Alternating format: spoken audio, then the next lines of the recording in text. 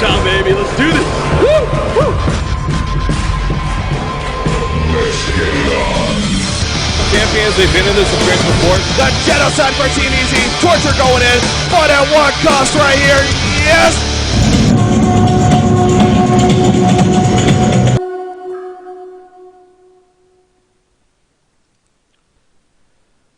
Alright, welcome to the honcast.com presentation on Breaking CPK. Gonna be a shoutcasting Elson. Joining me is Yori here as a co-caster, and also joining me is Shams as our competitive insight for tonight. And this is the DreamHoN North American Grand Finals. That is right, best out of 5 series. We are here for the North American Grand Finals, and we got Fun in the Sun Gaming taking on Trademark Esports. Of course, tdM up 1-0 as a result of coming from the winner's bracket, but definitely expecting a hell of a series tonight. Cannot wait to see what happens with so much is on the line. Trip to DreamHack Summer 2012 and a chance to compete for that $60,000 prize pool. As I said, though, joined by a couple of co-casters. First things first, Ziori. How you doing, buddy? I'm doing very well, Breaky. I am so looking forward to this finals. After all of this long, hard work we put in here into DreamHoN, we're finally at the end, and this best of 5 finals coming up. I'm absolutely excited to see these teams face off, and I'm pumped to have some competitive insight here for us. So when we have those questions that we can't answer ourselves, we can throw Shams under the bus. Exactly. Shams will be our man to go to, and hopefully he can answer, because if he can't, then, there's no answer out there, I guess. No. But Shams, happy to have you on. How you doing, man? I'm happy to be on, and hopefully the viewers are happy to have me, you guys. I'm just excited to get this started, and thank you guys for doing all the hard work and just, have the red carpet for me in the finals. No problem, no problem. I appreciate it. Your best. That's so right. I know. Here we are doing this whole grind, and it's like, hey, Shams, do you want to join us for the biggest match of the whole tournament? No big deal. Yeah, I guess that's just how it worked. No, but yeah, happy to have you on, of course. All right, though. The picks, they have obviously started, so let's get into this matchup that we have here. We'll start with the bans as we always do. So we are looking at Magebane, Parasite, Demented Shaman, Tempest, Tundra, Pebbles, Magnus, and Moraxis bans. So looking at the bans right here. First thing, Ziori, you had any comments you want to make on the bans? Well, first thing that jumps at me, Magebane is banned, and we talked about that a little bit, Breaky, how we were kind of questioning why isn't Magebane banned anymore, and here we are not going to have to pose that question, as indeed he is. So first thing that jumps out at me, a couple of junglers open on the board as well, just after we finish telling Z-Freak about how scary it is not seeing any junglers on the board. We see quite a few of them still open. Yeah. Ophelia and Keeper of the Forest, of course. Shams, what about you? What do you think about these bans that we got here? I mean, like Ziori said, just to shadow that, the Magebane ban stands out to me, and it's something that I expected from tdM, considering that, they know they have the experience here, and while I don't think Magebane is the most overpowered hero as people like to make him out to be, he's definitely a cheesy hero that, you don't have to exactly synergize so much. You just kind of have to get him to get really strong, and that's something that, Toronto's team has already proven they could do with that hero. God, it seems to happen so much, though. That's the thing. Yeah. I know, I don't know. I mean, he's banned, so that's a good thing, so I guess we won't go too much into it. But, man, when he's picked up, it seems like that win percentage is so high. Maybe I'm wrong with that. I would like to see those true stats, but, God, he is so annoying. So, but banned here, of course, by Trademark Esports for that matter, with the second ban, actually. So, yeah, again, both Ophelia and Keeper the Forest still on the board. Picks are happening here, so we got our Legion team, Fun in the Sun Gaming. They so far have Cthulhu Fun, Valkyrie, and Torturer. So actually a lot of CC already coming out, and they were able to snatch up that Cthulhu Fun hero, of course. As Juan Pedro said, the elephant, happy to have that hero. So, Ziori, what do you make of those picks? Oh, they look pretty straightforward so far. We haven't seen a Cthulhu font in a couple games, so that does make me smile a bit. But I'd be curious to ask Shams what he thinks about the Moraxis ban. Definitely a hero we've been seeing banned at an increasing frequency. So what do you think, Shams? Is a ban-worthy hero here? Yeah, I definitely would say Moraxis is worthy of a ban or even a first pick. I think the hero just provides so much and can lane in so many different ways. And I mean, you don't even have to get a Helm on him, and he's just as tanky as Helm heroes and dishes out so much damage. So, I mean, I see nothing wrong with that. Yeah, he just exploded onto the scene really in this last month or month and a half, and all of a sudden now ban-worthy by several teams, as we've seen. So here in the grand finals. So Picks over there on the Hellborn side, by the way, Bubbles and Electrician to start off. Obviously, the next two coming up, and it looks like it is going to be Glacius. They were right-clicking that Tundra, but no, they decide to go Silhouette. Obviously, Tundra's banned, so that is just silly. They go with the Silhouette, though. On top of that, Silhouette, we've actually seen her quite a bit here on honcast lately in these later matches here in the DreamHoN event.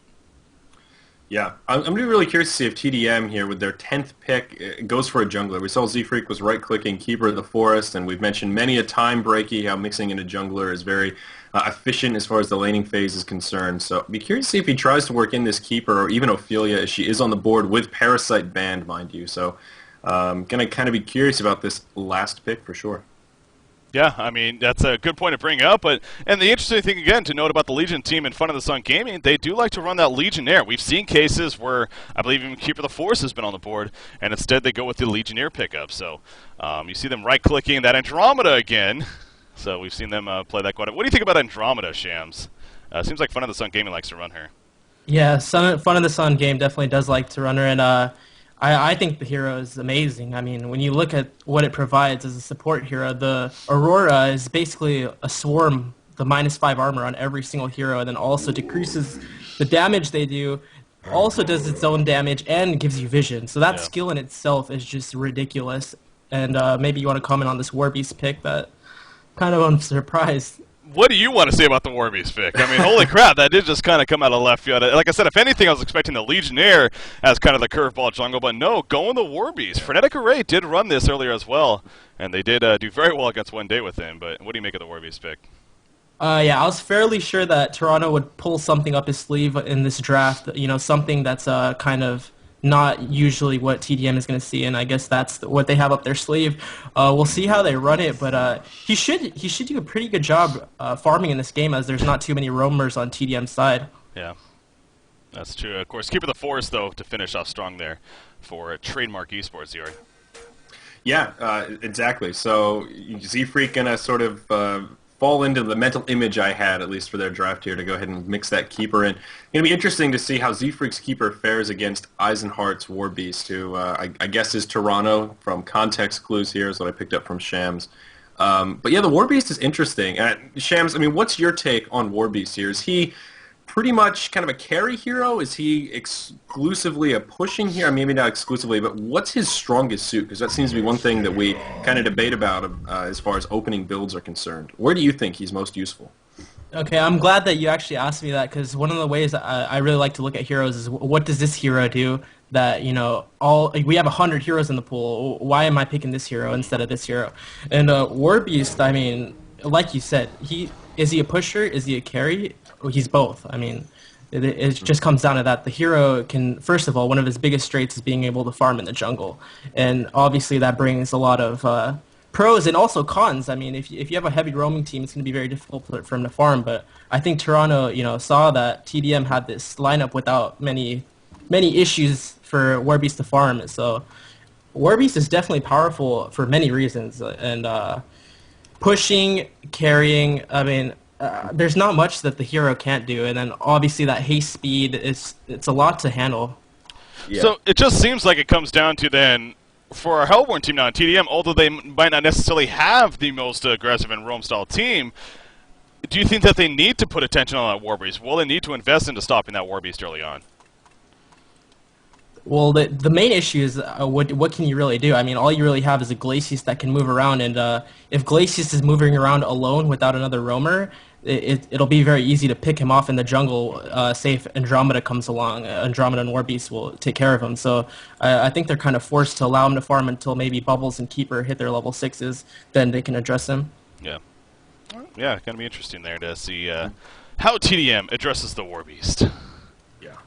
Warbeast is interesting. I mean, personally, I'm not the biggest fan as far as a carry Warbeast, just because it seems he's sort of a one-trick pony, as I would call. You know, he pops his shrunken head, pops that ultimate, and yeah, he does a lot of damage and runs real fast for 10 seconds.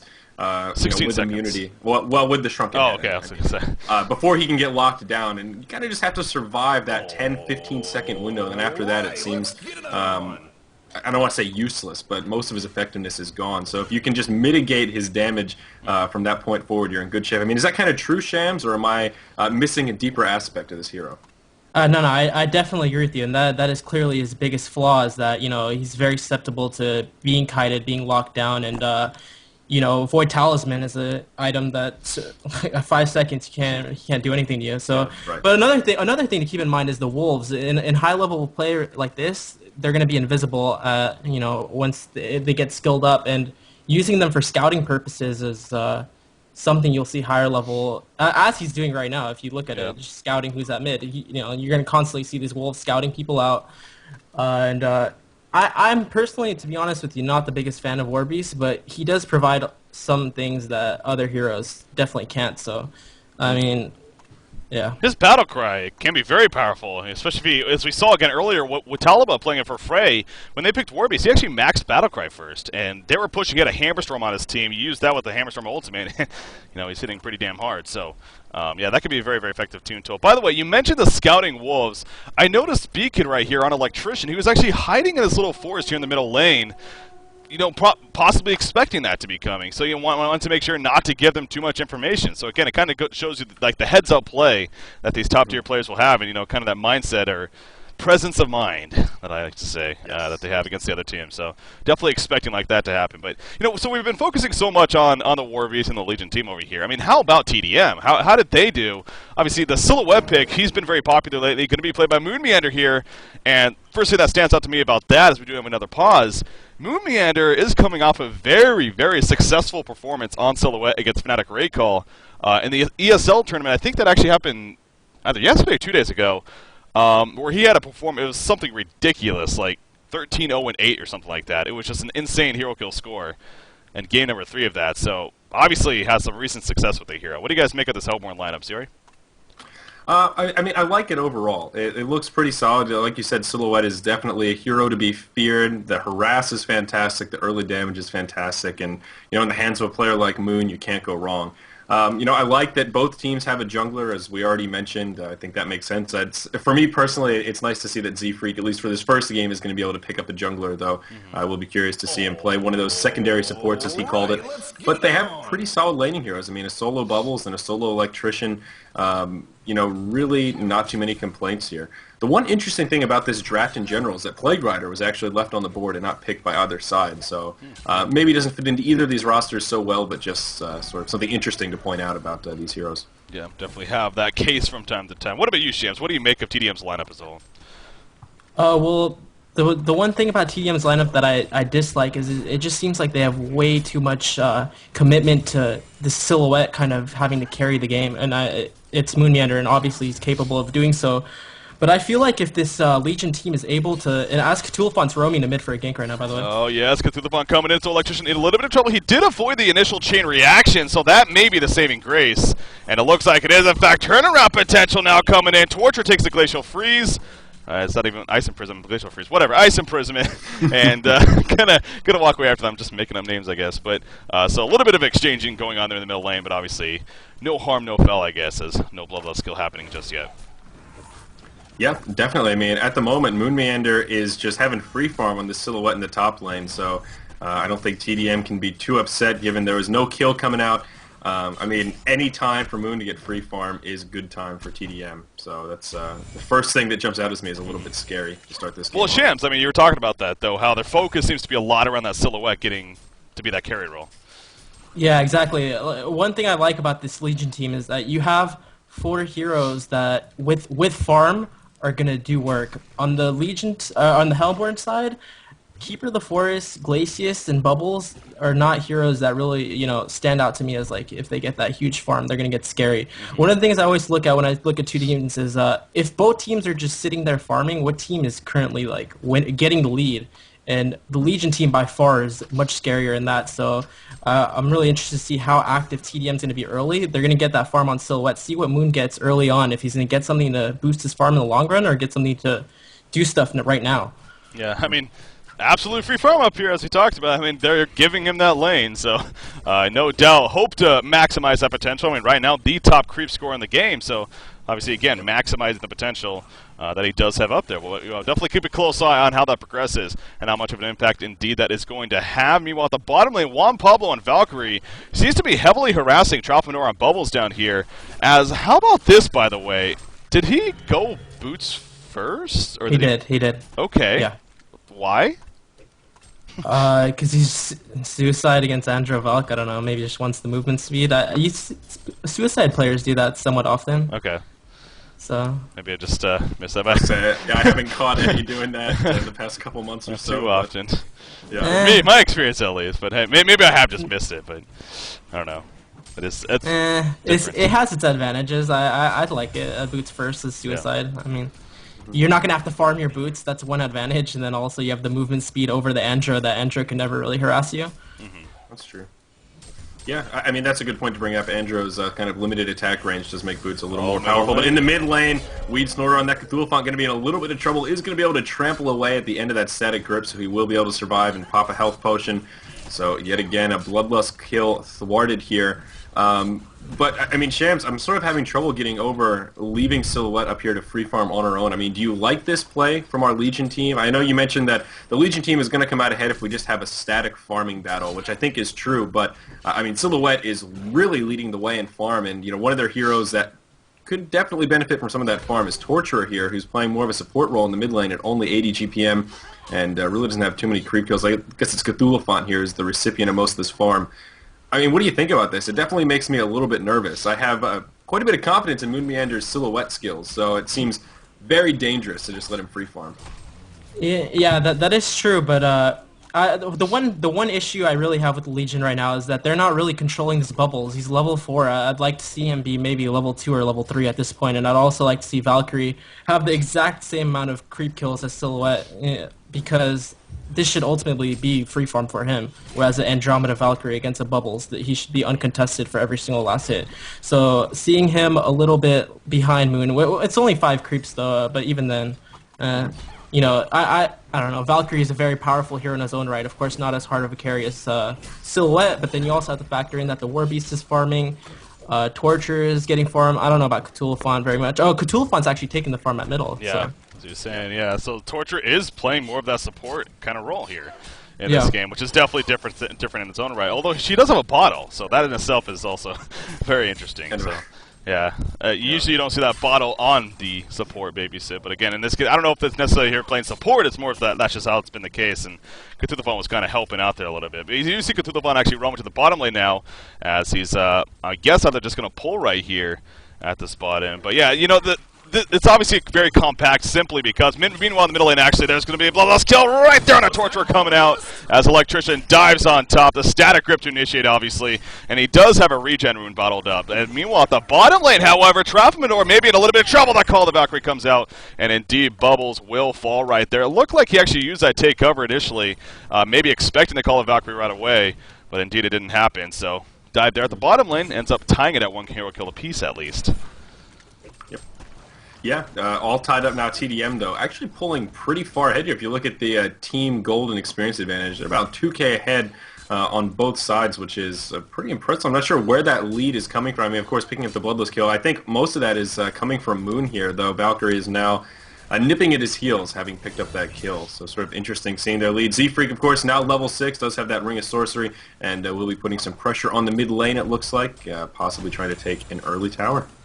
I did want to bring this up now that we have a little bit of time here. Keeper of the Forest, obviously he is in the middle lane, and I was actually curious whether you thought, Shams, if he should have looked to push that top lane right away, or is it more beneficial to not push it in just yet and still allow Silhouette to have that free farm up there, you know, with the lane kind of pushed up in their favor? Yeah, exactly what you said. There's no reason to put Moon in any danger. Just let him stay there at his tower and get the free farm. I mean, that's the most important team for your that's the most important thing for your team right now, is just to keep Moon getting that farm and put pressure on the other team while he's farming.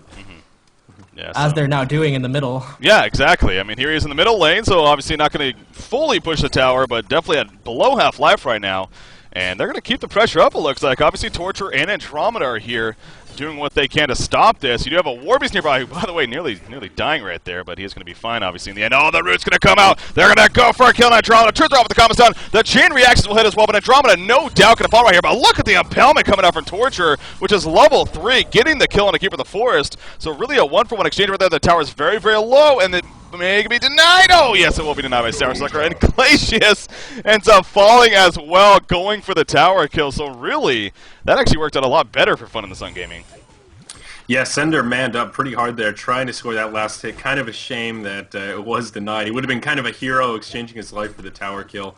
But alas, it was not the case. Electrician also had a haste rune there with a little crafty move to juke the trample coming out from Cthulhu. So nice little play from B-Kid to stay kind of unscathed in that fight. But still, I mean, even though the tower was denied, still kind of a victory for tdM there, of course, reducing that access point early on in the bottom lane. Valkyrie in big trouble. Bubbles going to fall as well. So a 1-for-1 exchange. Bubbles just going to get a little too close to that tower. So still pretty even, but tdM hanging on to that lead that they found for themselves. Yeah, that was close down there at the bottom lane. Obviously, in the end we saw, Bubbles did go down. So good job by Juan Pablo, actually, at least just getting the in-your-face arrow off, which only level 1, but still enough to set up the kill, of course. On to Bubbles, as we saw. But if we look back at this silhouette, I mean, 350 gold per minute. Obviously, with that death on Valkyrie, this does keep going back to, you know, he's 50 GPM ahead of that Valkyrie, as you kind of wanted to compare it to a little bit. 57 creep kills compared to the 38 as well. So really taking off up here at this top lane. Does have the steam boots early on, has a ring of the teacher. Keeper the Force coming in. Meanwhile, in the middle lane, actually, we do have a little bit of initiation happening. Static grip actually canceled right away. I don't know if that was on B-Kid's part or maybe just a trample away, but either way, will not happen. But they are going to push now this top lane. Do you like this decision here, Shams? I do like this decision for one reason, that they have the pole camp stacked already, and I know they did this on purpose, like they were well aware of it. After they take this tower, expect to see Z-Freak or Sender immediately pull that and regain lane control. Yeah, well, we see... so Moon can once again static farm at the tower. Yeah, very, very true. So obviously the one that you're talking about right here showing on screen, that's stacked, and there we go with the tower kill. So Moon's farm has now surpassed that 400 GPM, and he is still sitting on 0 hero kills. Sustainer picked up, so Nullstone. Obvious guess, Nullstone. You like that? Yeah, definite safe item on Silhouette. And also, one thing that I wanted to say is that Warbeast has actually maxed his battle cry. Yeah. Something I've, level 4 over Wolves. There we go. That's, again, I mentioned this with Talaba earlier today for Frey. He went the same exact build. Or not the same exact, he went 2 into Wolves, but still, he definitely maxed out that battle cry first. And actually, now we're going to hit Bubbles right there. The leap in from Valkyrie, the combo set on top of it as well. Easy kill. Port's coming in there from Glacius. However, at the top lane, you see Tier 2. We're getting close to dying here, Ziori. Yeah, it's dangerous, although it is going to get denied. Well played by Weed Snorter. The Root is going to come out, though. He is going to trample away, but one more hit. He's got 20 hit points. That Death Load is not going to connect, and he is going to be able to survive. So, again, same story, different chapter that we saw in that mid lane a few minutes ago. Nice that they reduced that access point, but a shame that it was denied. We're seeing the bottom B-Kid in big trouble. He's going to get taken out. Juan Pablo on that. Valkyrie going to be the one to pick up the kill, so... Still continuing to be a surprisingly even match. The Hellborn side with that tower advantage, and obviously this Legion team now with a huge kill advantage, sitting 6-3. And it looks like they're going to hang around here in the bottom lane. We could see another engage. 148 max damage on Valkyrie when Warbeast uses that battle cry. That is just absurd for 11 minutes into the game. Shams? It sounds like I mean, I'm just saying, you don't ever see that. I mean, other than maybe Corrupted Disciple. Look at the damage he's putting in. Well, a nice swap right there from Juan Pedro. Wanted to be sure to keep Valkyrie alive after that Kelfield came out. The arrow is going to be dodged, though, as Bubbles doing a good job of using that take cover. But yeah, I mean, it's now at 85, of course, but once the battle cry is up, the 44+ damage that she's getting is just insane. So, no doubt, being quite aggressive with those right-click auto attacks, and it seems like so far that build is working out quite well for the Warbeast. And the thing is, also when you keep in mind, on top of that Aurora, like you talked about from Andromeda, how powerful that is, and then, obviously not a hero that's going to get a lot of levels, but eventually going to get that Aura, that could be a pretty powerful combination with Andromeda's Aura, and of course Warbeast doing his battle cry. So. Yeah, definitely. We already saw the power of Aurora firsthand earlier. Well, don't want to be talking during initiation. 3.5 seconds stun going to connect with Electrician. Andromeda actually going to be in some trouble here. There's that static grip, and Andromeda will be the first to fall in this fight. The Obliterate going to be used by Cthulhu, but unfortunately it's on Electrician. and it is not going to be the best start here. Glacier's going to fall, but as does Cthulhu, so tdM's B-Kid picking up a double tap, but in comes Sour Sucker, going to pick up a double tap of his own, but not before Z-Freak takes him out. So a fairly even exchange here, and it looks like they may pressure this tower. Silhouette actually going to get hit by a 5-second arrow, but obviously not a hell of a lot of follow-up coming. So Z-Freak going to use those creeps to pressure this tower here, and it looks like tdM actually going to come out slightly victorious after the 2-for-2 exchange, as I believe they will secure this Tier 1 tower kill. Yeah, going to be an easy tower kill for them, and that will be, looks like, yeah, 4th tower kill of the game. Yeah. 4 tower kills already for tdM. Shams, is that to be expected, or?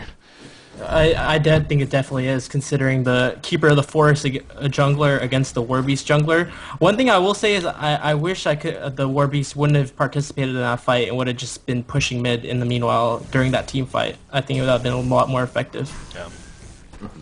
Well. Yeah. Electrician taking a little bit of damage, obviously tanking the creeps there in the jungle, so just stealing some farm from that Legion jungle camp. So it seems like right now tdM is actually in a pretty comfortable spot here. That 5,000 gold lead, 3,500 experience lead, and again, Silhouette being played by Moonmeander, 408 gold per minute. Very good time. You got to expect that Null Stone, well, Blessed Orb at least, is going to be purchased here in a matter of seconds now, so love that as well. The arrow gonna hit Bubbles. He used the Song of the Scenic just before. Obviously the Purge coming out, but right after he gets out of the stun to run away, and he will survive, but Bubbles actually nearly getting caught out right there. Yeah, Electrician stuck on Red Boots here. Looks like they're going to go on Bubbles, and oh, the chain reaction does not connect. Kind of unfortunate there for our Legion side. Definitely would have been a kill onto Bubbles, but alas, they're going to make it back to the tower. So sort of unfortunate. B-Kid's still sitting on Red Boots. Of course, he does have that Ring of Sorcery. Definitely could have engaged on a Valkyrie at least had he not been on those Red Boots, but she was able to leap away. So, like you said though, Breaky, I mean, tdM with a pretty comfortable lead, only 14 minutes in, not only from the gold, which is to be expected from those towers, but I mean, 4K experience lead is actually pretty huge here. We're going to see Warbeast in some trouble. He will use that ultimate, but Electrician will get the grip off. Are they going to have the damage to finish him? The Kelp Field as well as the Root coming out, so a little bit of overkill, but they do secure the kill onto Eisenhart nonetheless. So a nice pick here from tdM, just going to further their lead a little bit. Do you think Warbeast has had enough of an impact this game, Shams? I don't, and the reason why is I honestly don't think he farmed fast enough because of his build. I don't know, not having the Wolves is really, his GPM is not where you want it to be considering he was left alone, you know? So I would like to see more farm on him at this point in the game. Well, bottom lane Cthulhu Fun, in a little bit of trouble, going to kind of hide in the forest. Obviously, Electrician, no, I guess not going to go in there. I was thinking about it, but support coming in, so they want to play him perhaps a little bit safe. Going to go off to the side as Keeper using those tree dogs to kind of scout things out, and obviously running into Torturer, and so that'll be the cue to, I guess, fall back. But yeah, Warbeast, I mean, also his build, it really is different. Not only did he max out Battlecry, but now he's going Primal Rage. He still has the level 1 Hellhounds, and usually, again, we don't see them too often, but usually we see the Hellhounds, if anything, maxed out. So Eisenhart here, no doubt, going for a different style of strategy. I don't know, is this something in Dota, perhaps, that is popular? I know they've been playing a lot of that lately, so... who Warbeast is doesn't play Dota. That's Enso, he never plays Dota, okay. So no, that's not the case. Someone PM'd me after the game that we casted with Frey earlier this morning talking about that build, because we sort of had the same reaction, like, oh, that's kind of strange. Battlecry first as the primary. And the individual that PM'd me just said it's by definition a higher DPS build. That's all there is to it. It helps the team more, and it still allows him to farm pretty well, and it's just a straight better build. They did the math than Hellhounds. I don't know if that's true, but that is what somebody told me. So yeah. I don't know. Maybe we have to investigate a bit further, maybe do an interview. Well, I mean, at least level 2 in Wolves for the crit. Yeah. At least. I don't see any way mathematically that it doesn't do more damage considering the crit on the Wolves. I would agree. I don't know. It seems strange to me as well. I'm just. I mean, he's 172 max damage when he activates the Battlecry. I mean, he is hitting like a freaking truck right now, so that is true. But yeah. I am intrigued to see the Primal Rage over Wolves. That to me is a little more surprising than the Battlecry being leveled as the primary. Yeah, that's. We'll see. I don't know. Different. Yeah, the Battlecry definitely makes sense considering it helps everyone on your team. So I have no issue with that. But just one more level in Wolves would definitely allow him to farm faster. At this point, I mean, his hero is going to be doing more than his Wolves, so it's not that big of a deal at this point. But yeah. Oh, the hindsight. Well, Conquer is being attempted in the meantime. Look at this. tdM kind of sneaking in here. We don't see any movement from the Legion side, let alone vision over here. So this is going to be a free token of life. More than likely, I'm sure to be picked up on Silhouette, who does have her Nullstone finished, by the way, on herself. So yeah, Silhouette couldn't be even that much bigger now. We'll see if tdM perhaps try to capitalize off of this token of life here. Yeah, it's sort of unfortunate you see Juan Pedro's wards around, sort of around the Conquer pit, but they're just out a little bit too far, leaving that bit of fog where you can sneak in exactly like tdM did.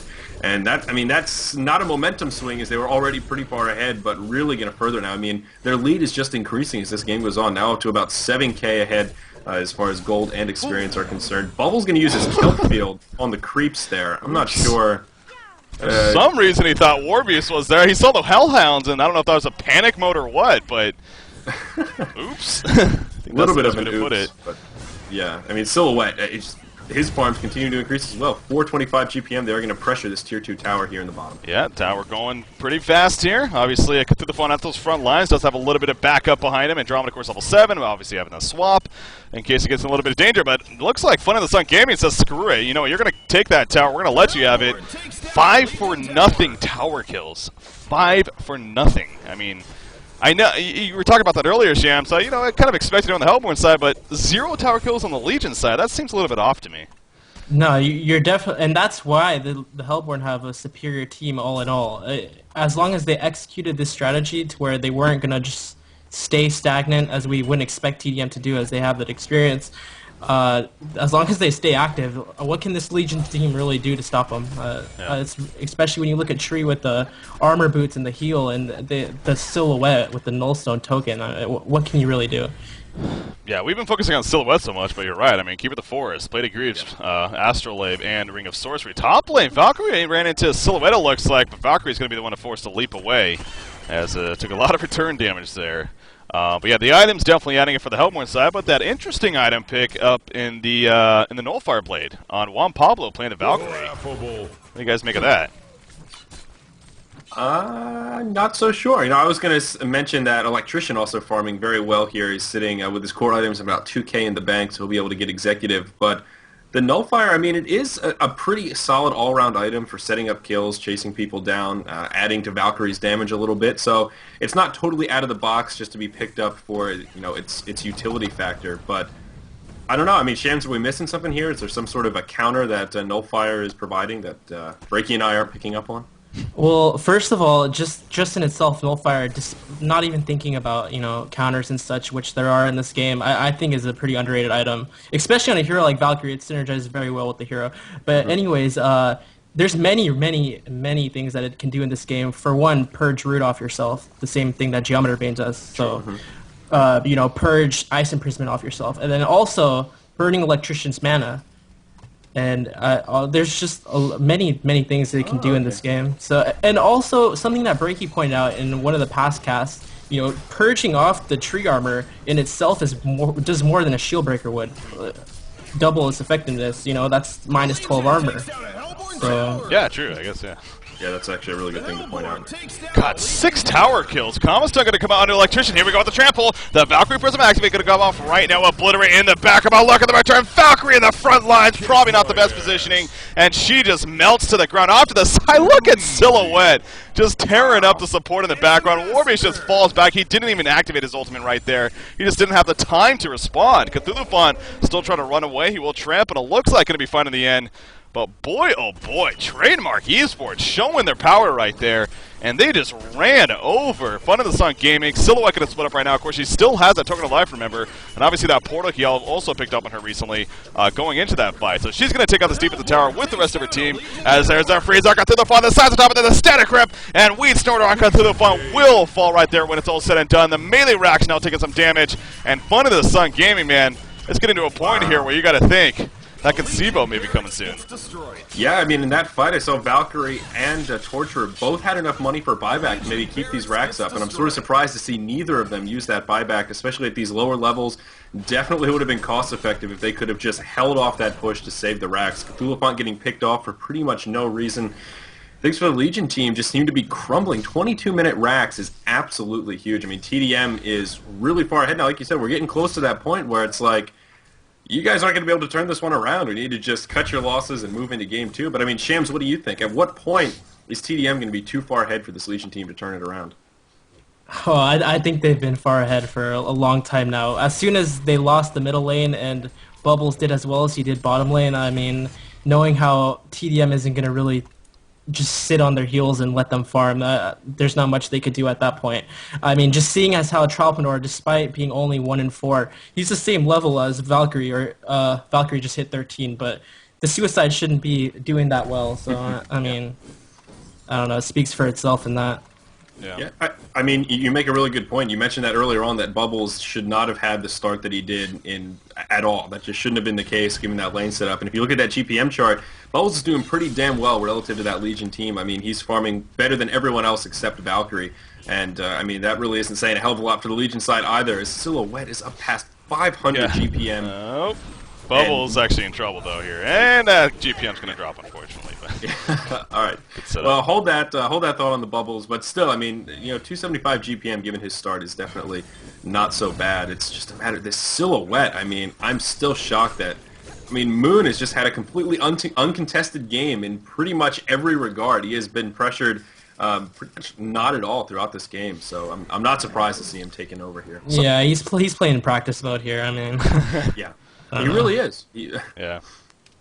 Dominant once. I mean, Moonmander's Silhouette. It's really coming onto the scene strongly. Like I said before this match, when he picked up the hero, I mean, he had that very strong performance against Fnatic Breakcall, and here he is once again doing that. So I do notice some things coming up in chat, kind of going back to what we were talking about earlier, focusing on that Warbeast again, and people bringing up points that maybe a big reason why he chose to level up the other two abilities over those Wolves is simply because there's just so much AoE on this Hellborn side, and when they get in those team fights, I mean, they're just going to fall apart and not really do much. Is that, you think, a legitimate reason, or?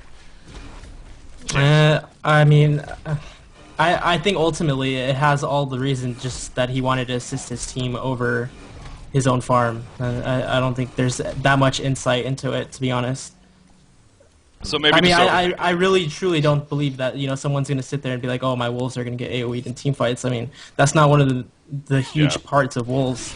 You use it to farm, you use it to scout, not really to do huge damage in team fights. I don't know. Very true, very true. So possibly, definitely just overthinking it there, but yeah, figured I would give it a shot. But I mean, it's definitely a good point. No, it is a good point, and it makes sense. But I don't think that's the reason why he elected not to get it. Yeah. Silhouette does have a bound, or she's carrying a bound eye now, by the way. So obviously, does have a portal key in hand as well as a level 2 shield breaker, and we see Electrician now with post haste, Key to the Forest with a portal key of his own also. So this gold difference now showing in the inventories. The Hellborn side picking up quite a few new toys to play with in the upcoming team fights. We see Valkyrie in the mid lane going to get engaged on. The portal key's coming out, and it looks like Valkyrie is going to fall. There's that root from Z-Freak. Moonmeander going to pick up the kill to become an ultimate warrior. There has been a big item pickup on the Legion side, though, as we see Warbeast has now finished his Shrunken Head. So that is a good sign, but as we mentioned, still a couple of holes in Warbeast as a hero. As long as the Hellborn side can kite him around while he has that Metamorphosis as well as the Shrunken Head activated. Well, see, the funny thing is, if it's Silhouette, she's just like, Shrunken Head? Nah, that doesn't matter.